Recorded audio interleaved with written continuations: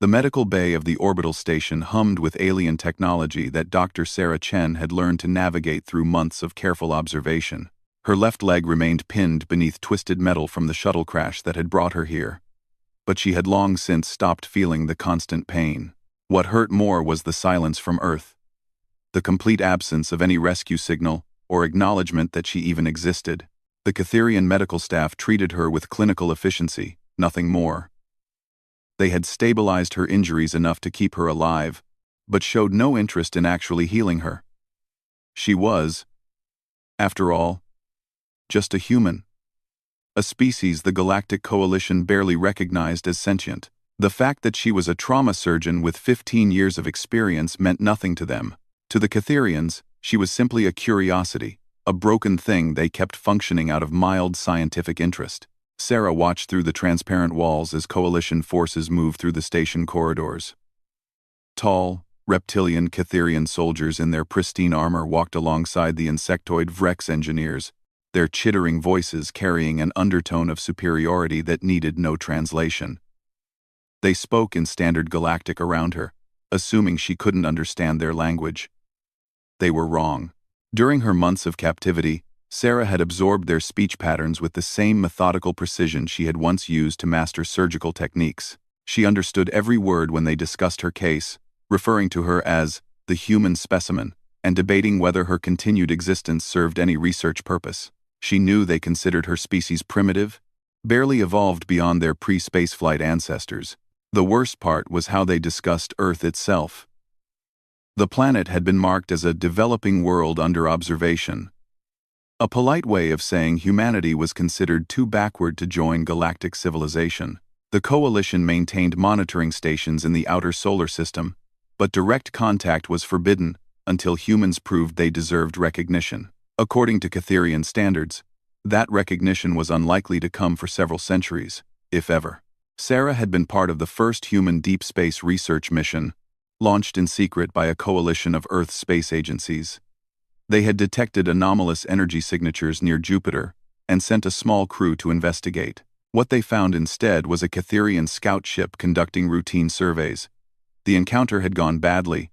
Her crewmates were dead, their ship destroyed, and she was the sole survivor of humanity's first contact with alien civilization. The irony wasn't lost on her that she lay here, broken and ignored, while Earth continued its existence in complete ignorance of the vast galactic community that surrounded them. Her own people didn't even know she was missing. The mission had been classified, and her disappearance would be explained away as a training accident or equipment failure. No one was coming for her because no one knew where she had gone. Commander Thexarn, the station's Kytherian administrator, made his daily rounds through the medical bay. He paused at her bed, his golden eyes reflecting the cold efficiency of his species. Through the translation device they had implanted in her brain, his words carried the same dismissive tone they always did. "The human continues to function," he observed to his medical aide, a smaller Catherian with surgical modifications that reminded Sarah painfully of her own profession. "Her resilience is moderately interesting from a biological standpoint." "Shall we proceed with the next phase of tissue sampling, Commander?" the aide asked, producing a device that Sarah recognized as a biopsy tool. They had been taking samples from her for weeks, studying human physiology like she was a laboratory animal. "Not today. The Council of Species has expressed minor interest in human cognitive capabilities. We will maintain her current status until they decide if further study is warranted." Sarah remained motionless, keeping her breathing steady and her expression blank. She had learned that showing any sign of understanding their conversations only led to more invasive procedures. They believed humans were incapable of learning Catherian language structures, and she saw no reason to correct that assumption. After they left, she stared at the ceiling and tried to remember what Earth looked like from space. The blue marble hanging in the void, beautiful and fragile, and completely unaware that its children were considered little more than clever animals by the galaxy's dominant civilizations. She thought about her patients back home, the lives she had saved in emergency rooms and operating theaters. None of that mattered here. Here, she was just a specimen.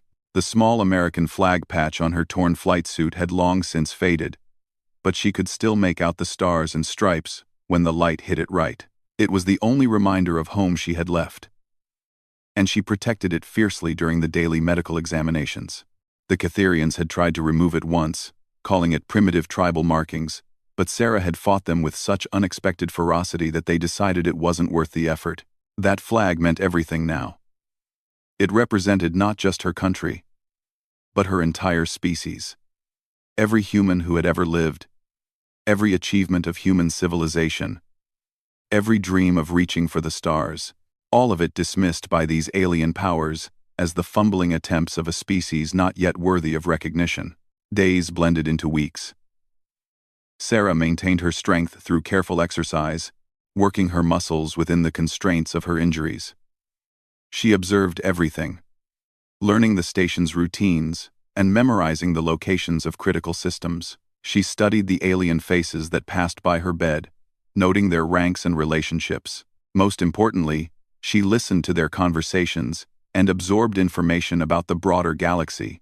The Galactic Coalition, she learned, was vast beyond human imagination. Thousands of species spread across hundreds of star systems, all united under a rigid hierarchy that placed humans somewhere below most non-sentient life forms. The Coalition had rules about interference with developing species, but those rules existed more to prevent contamination than to protect primitive civilizations. Earth's location had been logged and marked as a curiosity, nothing more. Humanity's rapid technological development was noted as unusual, but not particularly concerning.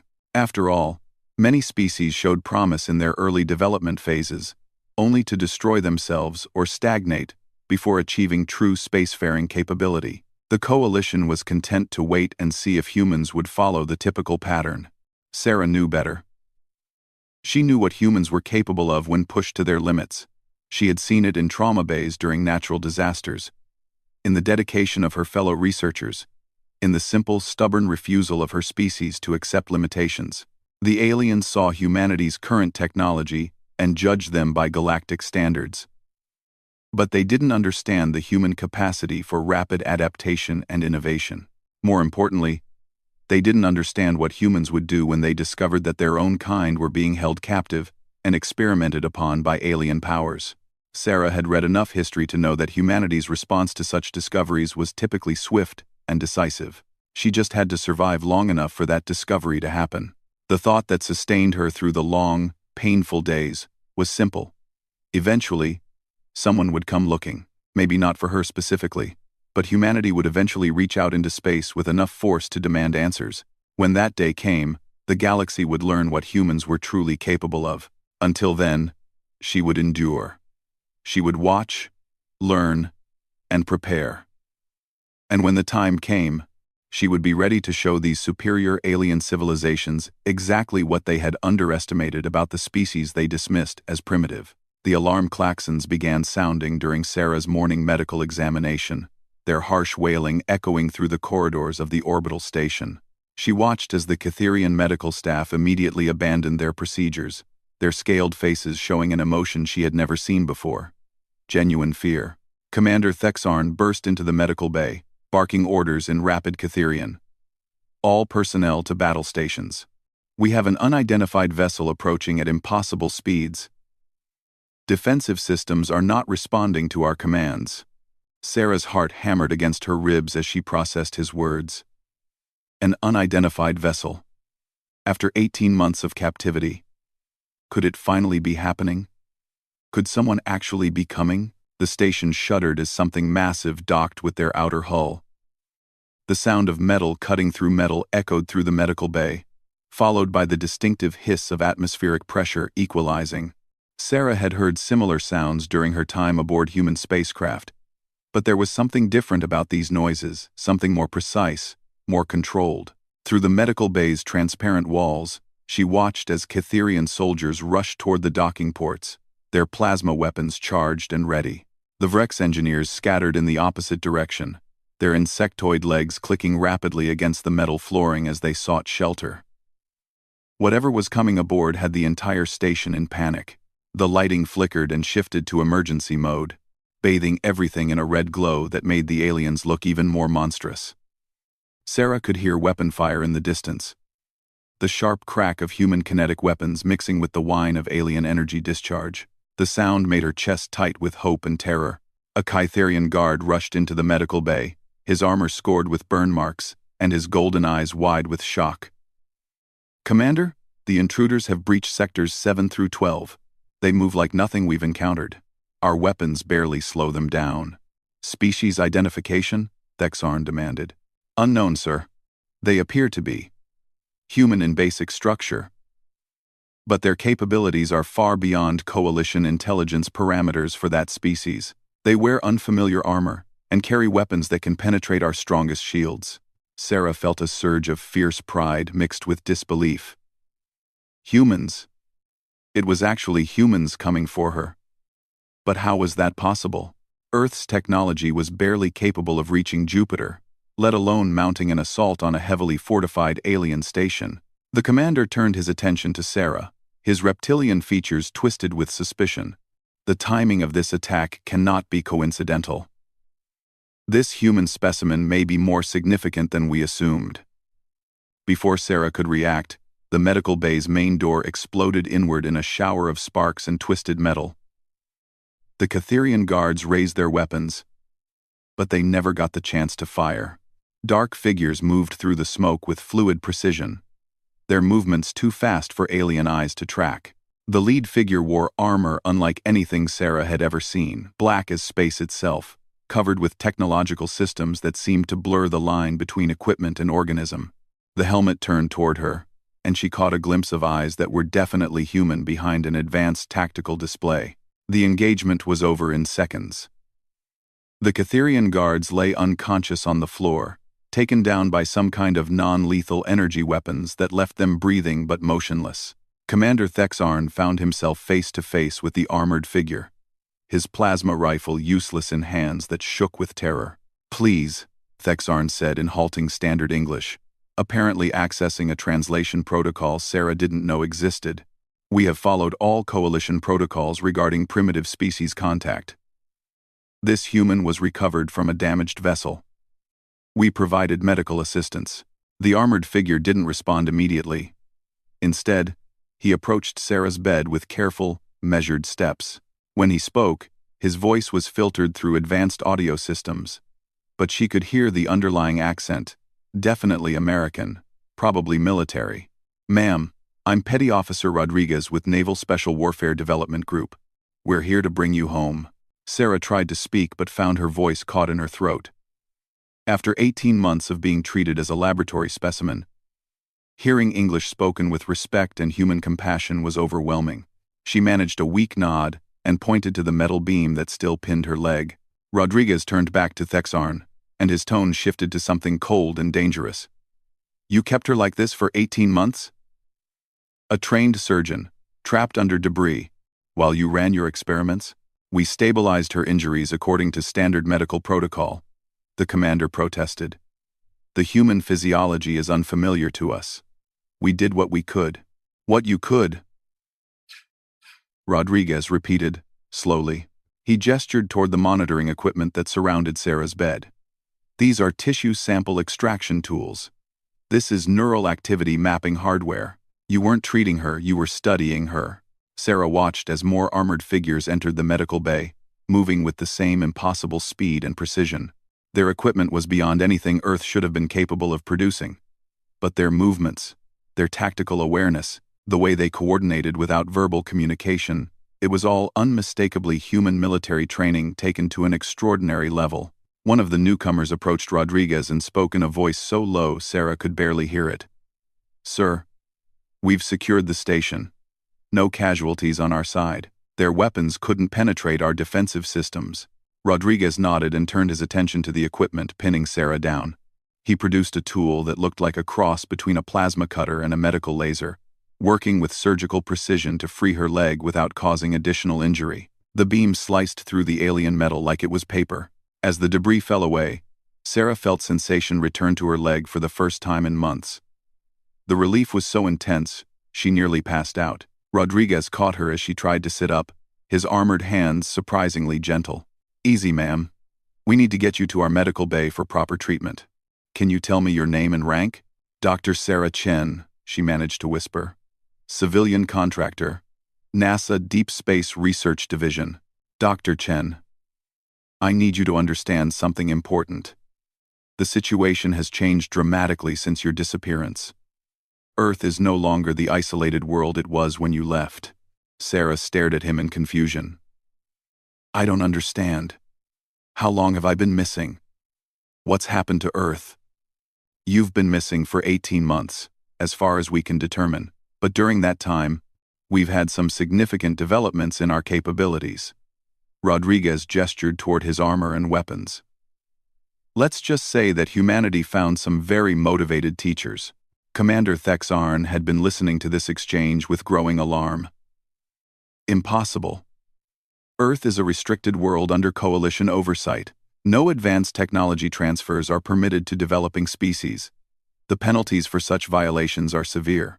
Rodriguez turned back to the alien commander, and even through his helmet, Sarah could sense the predatory smile in his voice. Commander, I think you're going to find that the coalition's oversight of Earth has some significant gaps in it, especially when it comes to protecting human citizens who are being held against their will. This station operates under full coalition authority, Thexarn insisted. You have no jurisdiction here. This action constitutes an act of war against the Galactic Coalition. Actually, Commander, this action constitutes a rescue mission authorized under Article 12 of the Human Defense Charter, ratified by the United Nations Security Council and signed into law by every major Earth government 6 months ago. Sarah felt the world spinning around her. A human defense charter? How could Earth have developed the technology and political organization to challenge the Galactic Coalition in just 18 months? Rodriguez helped her onto a medical gurney that his team had brought with them. The technology was clearly based on alien designs but had been modified with an attention to human physiology that the Catherians had never shown. As they prepared to move her out of the medical bay, she grabbed Rodriguez's arm. How? She whispered. How is any of this possible? Rodriguez paused, and she could hear the grim satisfaction in his voice. Ma'am, it turns out that when you threaten human civilians, you get the attention of some very dangerous people, and when those people discover that their own kind are being held captive by alien powers, they tend to take immediate and decisive action. As they wheeled her toward the docking port, Sarah caught a glimpse of the vessel that had brought her rescuers. It was sleek and predatory, its hull covered with the same technology as the soldiers' armor. But most importantly, painted clearly on its side, was the distinctive star and anchor emblem of the United States Navy. Sarah Chen closed her eyes and smiled for the first time in 18 months.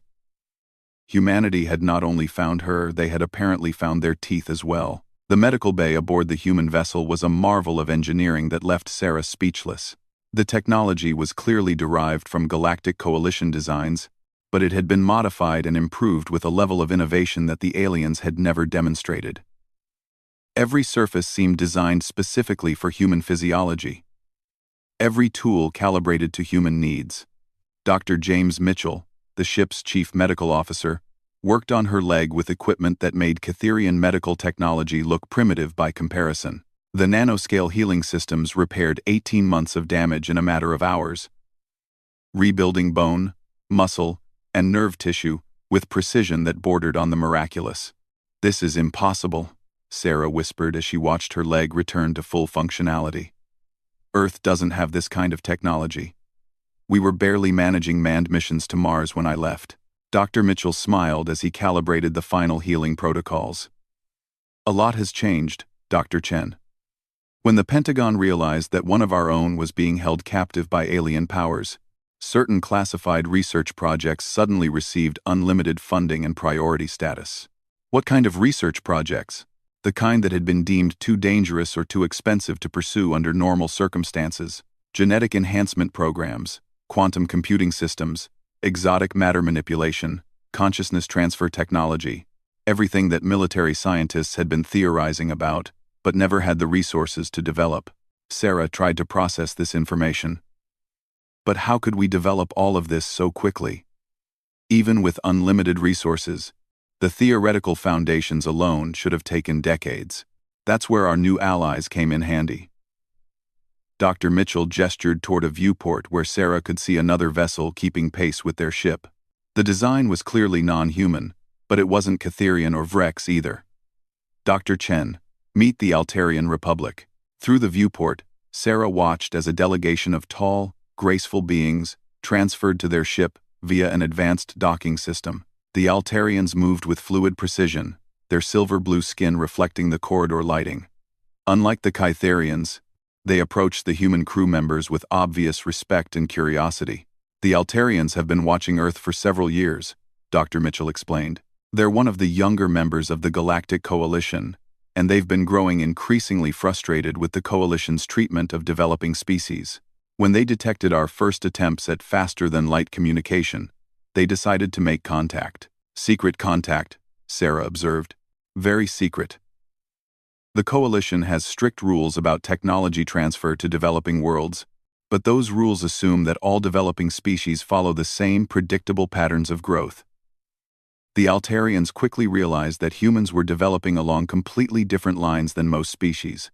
Ambassador HFY, the lead Altarian representative, entered the medical bay with the measured grace typical of his species. When he spoke, his voice carried musical harmonics that the translation systems rendered as barely contained excitement. Dr. Chen, we have heard much about your ordeal.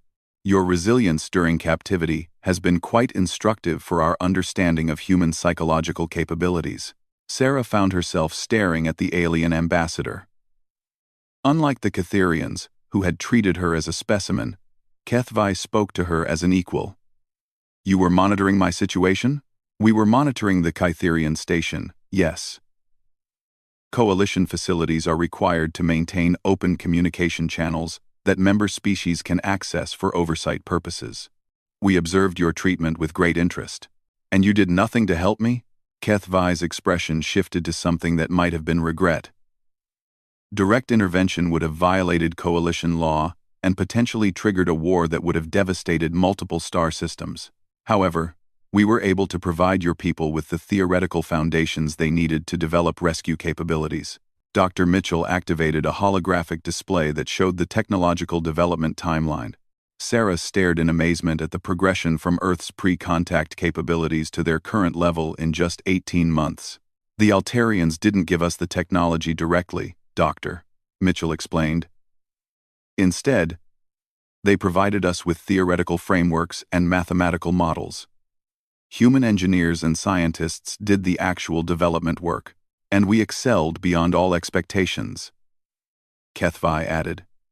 Most species require decades to implement even basic versions of the technologies you have mastered. Human adaptability and innovation capacity far exceeds Galactic Coalition estimates. Sarah studied the timeline more carefully. This shows military applications first. Weapons, armor, propulsion systems, everything needed for a rescue mission. When we learned that you were being held captive, the military applications received immediate priority. Dr. Mitchell confirmed. The President signed Executive Order 14823, authorizing the formation of the Human Defense Initiative. Every available resource was redirected toward developing the capabilities needed to protect human citizens anywhere in the galaxy. The Catherians said this could be considered an act of war against the Coalition. Ambassador HFY made a sound that the translation systems rendered as laughter.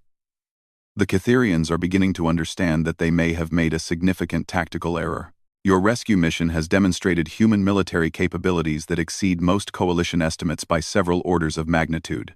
The ship's intercom crackled to life, and Sarah heard the voice of Petty Officer Rodriguez. Dr. Chen, if you're feeling up to it, there's something on the bridge that you need to see.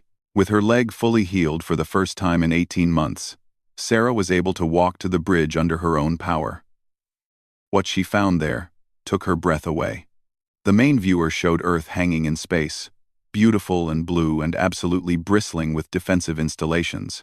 Orbital defense platforms, Captain Sarah Torres explained as she pointed to the various structures surrounding the planet. Powered by fusion reactors, armed with particle beam weapons, and protected by energy shields, that can withstand direct hits from Coalition heavy cruisers. All of this was built in 18 months? All of this was built in the 14 months since we established contact with the Altarians, Captain Torres corrected. The first 4 months were spent developing the basic theoretical framework. Once we understood what was possible, human engineering teams worked around the clock to make it reality. Sarah watched as massive construction vessels moved between the defense platforms, adding new sections and upgrades with mechanical precision. How many people know about this? Every human on Earth knows about the Galactic Coalition now. The information was released gradually over 6 months to prevent social panic. The discovery that aliens existed was shocking, but the revelation that they were holding a human prisoner provided the motivation needed for global cooperation. Ambassador HFY joined them on the bridge, his silver-blue features reflecting the light from Earth. Your species has achieved something quite remarkable, Dr. Chen. In less than 2 years, you have progressed from an isolated pre-contact civilization to a formidable military power capable of projecting force anywhere in local space. What happens now? Sarah asked. The Coalition isn't going to just accept this development. Captain Torres smiled grimly. The Coalition is discovering that their previous assessments of human capabilities were significantly flawed. We've already had diplomatic contact from 6 other species requesting technology sharing agreements. Apparently, our rapid development has other younger species wondering what might be possible with human partnership. And the Kytherians? The Kytherians are learning that taking human prisoners has consequences they didn't anticipate. Their station has been seized under human military authority, and Commander Thexarn is being held pending formal diplomatic negotiations. Sarah stared at the Earth below, trying to reconcile the primitive world she had left with the defended fortress she now observed. Humanity had not only survived her capture and imprisonment, they had used it as motivation to transform themselves into something the galaxy had never seen before. Dr. Chen, Ambassador HFY said quietly, your ordeal has fundamentally changed the balance of power in this region of space. The Coalition can no longer ignore humanity or dismiss your species as primitive. You have forced the galaxy to recognize that humans are unlike any species they have previously encountered. What I went through on that station, other humans might face the same thing in the future. No, Captain Torres said with absolute certainty. They won't. Because now the galaxy knows that when you threaten a human citizen, you get the attention of the United States Navy, and as they're discovering, that attention can be quite unpleasant. Sarah touched the faded American flag patch on her flight suit and smiled. She had endured 18 months of captivity and experimentation, maintaining hope that someone would eventually come for her. What she hadn't expected was that her rescue would mark the moment when humanity announced its presence to the galaxy with authority and strength. The girl who had been dismissed as a primitive specimen had become the catalyst for human expansion into galactic civilization. And as she watched Earth's defensive fleet move through space with predatory grace, Sarah Chen knew that the galaxy would never underestimate humanity again.